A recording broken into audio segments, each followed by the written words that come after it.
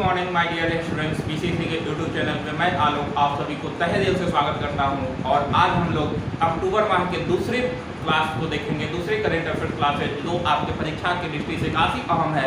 वैसे सारे प्रश्नों को आपके बीच लेकर आया हूँ, आप सभी देखें और अपने तैयारी को बेहतर करते रहे। और इसी के साथ आइए आज के जो महत्वपूर्ण प्रश्न है, वैसे सारे प्रश्नों को देखते हैं। तो एक नंबर है, काफ़ी महत्वपूर्ण प्रश्न है, सपा के संस्थापक मुलायम सिंह यादव का 82 वर्ष की अवस्था में निधन हो गया।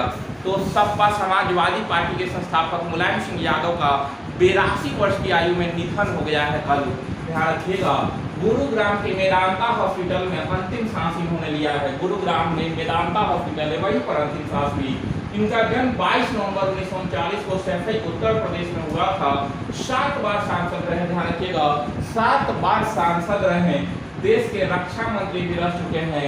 इसके अलावा उत्तर प्रदेश के मुख्यमंत्री 3 बार रह चुके हैं।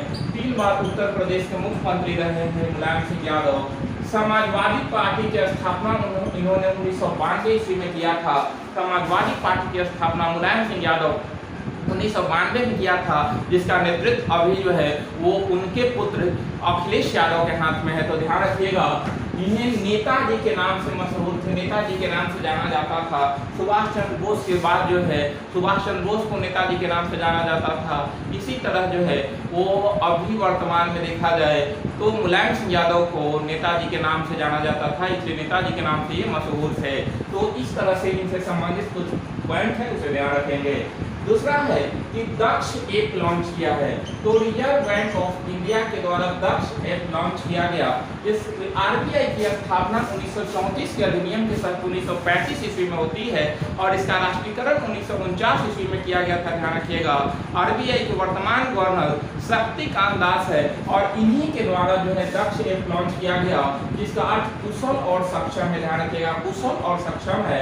यह भारत के बैंकिंग सिस्टम नेटवर्क को और पारदर्शी बनाने में मदद करेगा, यानी कि बैंकिंग सिस्टम को पारदर्शी बनाने में ये जो है वो ऐप मदद करेगी।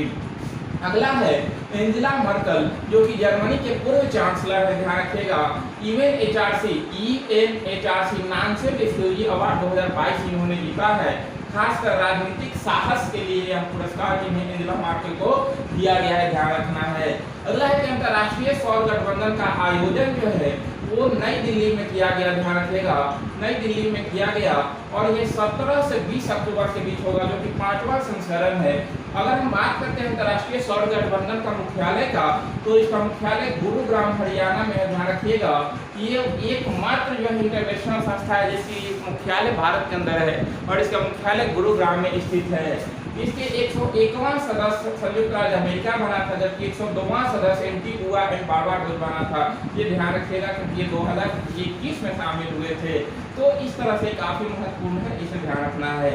अगला है कि road safety world city 2022, road safety world city 2022, इसमें फाइनल जो है भारत जो और श्रीलंका के बीच हुआ, जिसमें भारत विजेता रहा और उप विजेता श्रीलंका रहा। इसका आयोजन सड़क सुरक्षा के जागरूकता हेतु किया गया था। ध्यान रखिएगा, सड़क सुरक्षा के जागरूकता हेतु इसका आयोजन किया गया था। अगला है कि अजय भाटू, ये उप चुनाव आयुक्त बने हैं अजय भाटू, जबकि मुख्य चुनाव आयुक्त अभी राजीव कुमार है। ध्यान रखिएगा, मुख्य चुनाव आयुक्त जो है राजीव कुमार और अभी जो है अजय भाटू को नया उप चुनाव आयुक्त बनाया गया है। अगला है कि विशाल किसान सम्मेलन, विशाल किसान सम्मेलन या इसका आयोजन राष्ट्रीय स्वच्छ गंगा मिशन प्लस सहकार भारतीय मिशन के द्वारा किया गया है। सहकार भारतीय मिशन और राष्ट्रीय स्वच्छ गंगा मिशन, इसका आयोजन हरियाणा में किया गया। खासकर गंगा बेसिन में किसानों के लिए प्राकृतिक खेती को बढ़ावा देना इसका मुख्य उद्देश्य। ध्यान रखिएगा, गंगा बेसिन में किसानों की आय बढ़ सके। और एक क्वेश्चन यहाँ पे है कि आपका डेमोक्रेटिक आजाद पार्टी, डेमोक्रेटिक आजाद पार्टी का मनाया जो है गुलाम नबी आजाद। अभी हाल ही में देखे थे कि गुलाम नबी आजाद जो है कांग्रेस से इस्तीफा दे दिए थे और इसके कारण इन्होंने एक अपना नया पार्टी बनाया जिसका नाम डेमोक्रेटिक आजाद पार्टी है, जो कि जम्मू कश्मीर की जो है वो क्षेत्रीय पार्टी होगी। और गुलाम नबी आजाद यहाँ तक कि जो है जम्मू कश्मीर के मुख्यमंत्री भी रह चुके थे, कांग्रेस के एक वरिष्ठ नेता थे जिन्होंने कांग्रेस से इस्तीफा दिया था।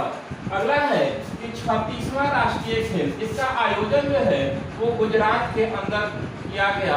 ध्यान रखिएगा, 36वां राष्ट्रीय खेल इसमें पहली बार योगासन को शामिल किया गया और योगासन को पहली बार शामिल किया गया और इस क्षेत्र में पहली गोल्ड मेडल जीतने वाली जो है वो पूजा पटेल बनी, फर्स्ट खिलाड़ी जिसने गोल्ड मेडल जीता।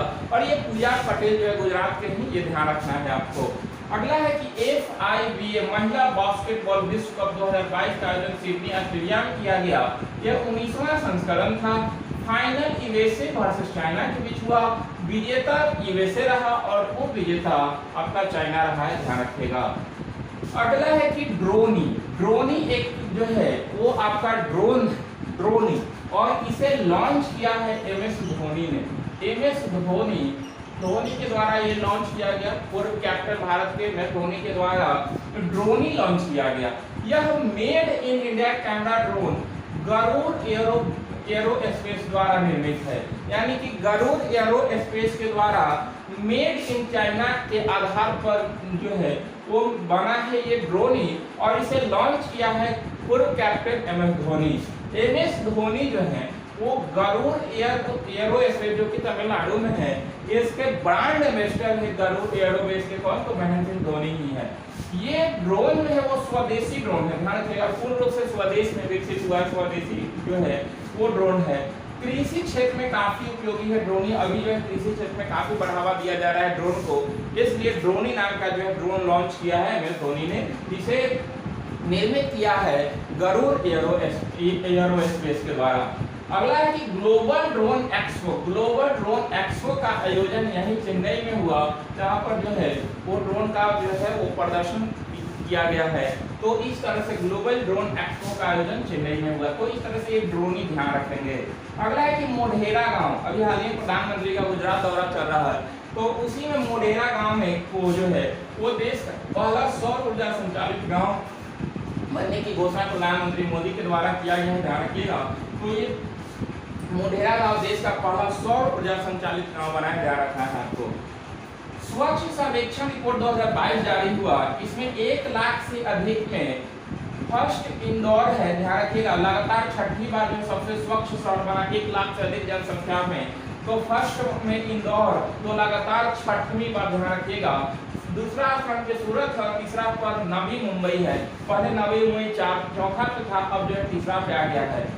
1 लाख से कम में पंचगनी महाराष्ट्र में, जो कि आपका पहला स्थान पर 1 लाख से कम में। सबसे स्वच्छ राज्य की बात करें तो फर्स्ट पे मध्य प्रदेश और सेकेंड पे गुजरात है, ध्यान रखिएगा। गंगा किनारे की जो है बात करते हैं तो गंगा किनारे शहर में 1 लाख प्लस में आपका फर्स्ट पे हरिद्वार है और सेकेंड पे वाराणसी है, जबकि 1 लाख से कम में फर्स्ट पर बिजनौर है, जो कि उत्तर प्रदेश में है, ध्यान रखिएगा। इस बार के सर्वेक्षण का मुख्य विषय क्या था? तो विषय था आजादी @25, क्योंकि आजादी का जो है 75वां साल जो है और अमृत महोत्सव चल रहा है, इसीलिए आजादी @25 जो है इस बार का विषय था, ध्यान रखिएगा। अगला है कि स्वच्छता सारथी समारोह जो है ये आपका IIT दिल्ली के द्वारा आयोजित किया गया, ध्यान रखिएगा। और अब नेक्स्ट प्रश्न है कि गति शक्ति पोर्टल लॉन्च करने वाली पहला राज्य कौन बना है? तो भारत की पहला राज्य में गति शक्ति पोर्टल लॉन्च किया है, तो ये गुजरात लॉन्च किया है। खासकर जो भी इंफ्रास्ट्रक्चर संबंधित योजना है उसको त्वरित निष्पादन करने के लिए जो है वो गति शक्ति पोर्टल लॉन्च किया गया गुजरात सरकार के द्वारा। अगला है कि 32वां बिहारी पुरस्कार 2022 किसको दिया गया? तो डॉक्टर माधव हाड़ा को दिया गया, जो कि राजस्थानी लेखक हैं। और ये पुरस्कार बिहारी पुरस्कार के बिरला फाउंडेशन के द्वारा दिया जाता है और इसी के द्वारा जो है दिया गया जो है डॉक्टर माधव हाड़ा को। अगला है कि वन्य जीव सप्ताह 2 से 8 अक्टूबर तक जो है मनाया जाता है और ये वन्य जीवों के संरक्षण के लिए वन्य जीव सप्ताह मनाया जाता है हर वर्ष। इसकी शुरुआत 1956 में हुआ था। इस बार भी इसका आयोजन 2 से 8 अक्टूबर तक हुआ है। तो ये ध्यान रखेंगे, इस सप्ताह का जो भी महत्वपूर्ण प्रश्न चल रहा है ये सारे प्रश्नों को आप ध्यान रखें ताकि आपका परीक्षा में बेहतर प्रदर्शन हो। तो आप सभी देखें और प्लीज क्लास को लाइक, सब्सक्राइब, शेयर करना ना भूलें। तो सब करते हुए क्लास का आनंद ले। आप सभी को बहुत बहुत धन्यवाद।